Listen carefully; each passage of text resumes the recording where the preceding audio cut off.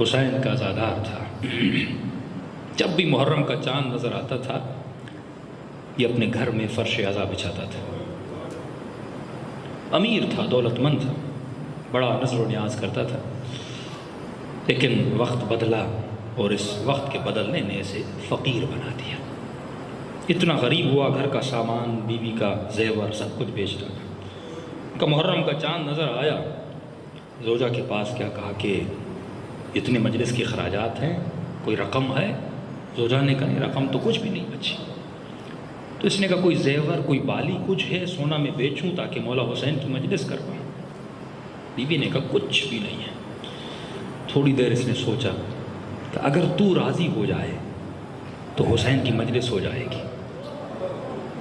تو اس ماں نے کہا کہ میں راضی ہو جاؤں؟ کیا میں راضی نہیں ہوں کہ امام کی مجلس ہو جائے؟ کہا نہیں، یہ کام ہے اگر تو راضی ہو جائے۔ کہا کیسا کہا؟ کہا کہ دیکھو اللہ نے ہمیں ایک جوان بیٹا دیا ہے۔ اب یہ پرانا زمانہ تھا غلاموں کا، بردہ فروشوں کا۔ کہ اگر تو راضی ہو جائے اس بیٹے کو بازار میں بیچ کے، اس سے جو رقم ملے گی، پیسے ملیں گے، امام حسین کی مجلس کروائیں گے۔ میں نے کہا تم سے پوچھ لوں، ماں کا دل ہے، نازک ہوتا ہے، تمہاری اجازت کے بغیر تو نہیں جا سکتے۔ یہ خاتون تھوڑی دیر سوچنے کے بعد رونے لگی۔ تو شوہر نے کہا اتنے میں رونے لگی ہو؟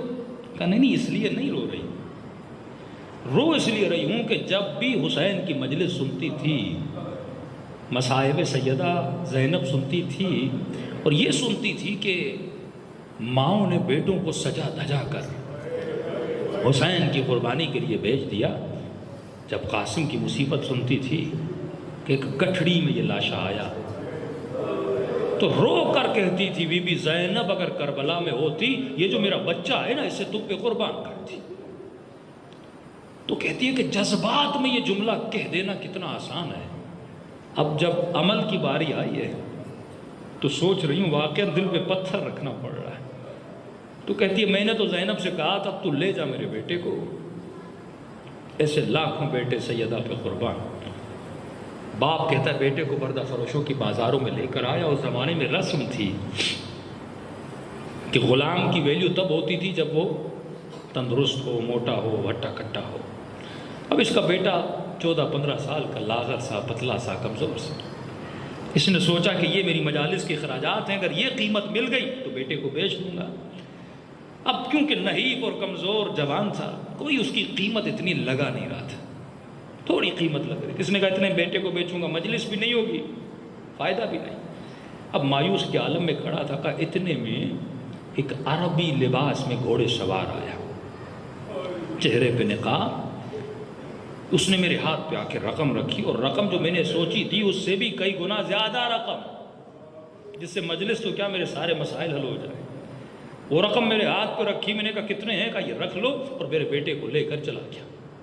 کہا خوشی خوشی گھر آیا، فرش عزا بچھایا، حسین کی مجلس کروائی، نظر و نیاز کروایا۔ 3-4 راتیں گزر گئی۔ رات کو سو رہا تھا، مجھے رونے کی آواز آئی۔ آنکھیں کھولی تو بیوی اٹھ کے رو رہی ہے۔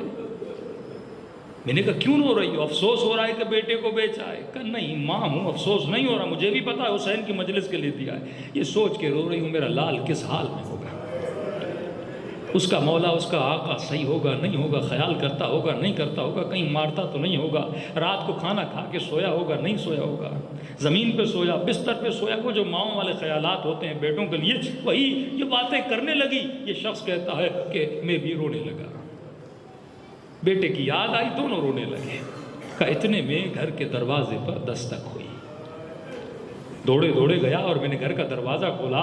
شدت سے بیٹے کی یاد آئی تھی، جب دروازہ کھولا تو بیٹا سامنے تھا۔ کہا دوڑے دوڑے آیا اور میرے گلے لگ گیا، سینے سے تو لگایا، سینے کو ٹھنڈک تو ملی، لیکن حسین کا چاہنے والا تھا یہ۔ اس نے فوراً بیٹے کو سینے سے جدا کیا کہ میرے لال میری زندگی گزر گئی، میں نے کبھی بھی حرام کے مال سے حسین کی مجلس نہیں کروائی، مجھے حسین کے سامنے شرمندہ نہ کرنا، اس معاش سے حسین کا ذکر کرو جو معاش حلال کا ہو۔ کیوں امام حسین لشکر یزید کو مخاطب کہتے ہیں میں جانتا ہوں کہ میری باتوں کا اثر تمہارے اوپر کیوں نہیں ہو رہا، کیونکہ ملحت بطونکم من الحرام، تمہاری شکم میں حرام کے لقمے چلے گئے ہیں۔ یہ حرام